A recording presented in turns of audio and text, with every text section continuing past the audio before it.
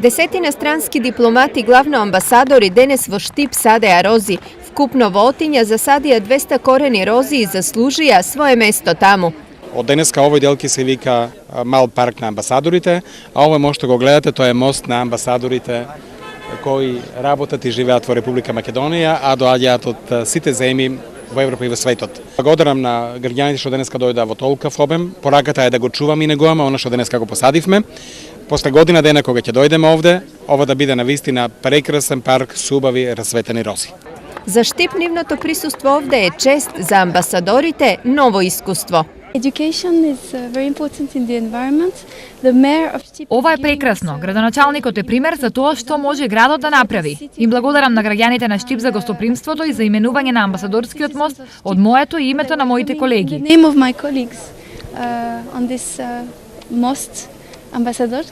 Инаку сите заедно беа дел од акцијата Македонија, земја на розите. Улогата на ова акција е да можеме не само да ја разубавиме нашата држава, туку да влијаеме на подигање на еколошката свест и чистење на почвата и останатите медиуми на животната средина од создавањето на тешките метали и од разни влијанија, сообраќај, индустрија и урбано живење. Целата активност не помина без учениците кои се покажаа во уметноста оригами. Во изминатите 20 дена неуморно работеа. Сите сплотени заедно успеа да ја пробудат креативноста кај секое дете. Со донациите собрани од граѓаните ќе се уреди нашиот училишен двор со засадување на различни цвеќиња.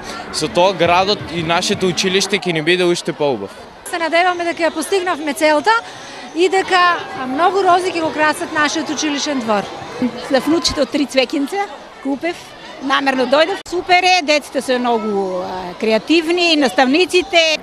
Во рамките на денешниот престој во Штип амбасадорите имаа средба со градоначалникот и ја посетија винаријата Езимит, а беа и на отворање на изложбата Градови на архитектонско богатство. Самата изложба е инвентаризација на архитектурата, односно на куќите на градот, нели, одредена, да речеме, избрана мала секвенц исечок од територијата на градот, карактеристичен или со карактер, и на него е направен еден попис на објектите кои што на некој начин имаат нешто што е впечатливо и интересно.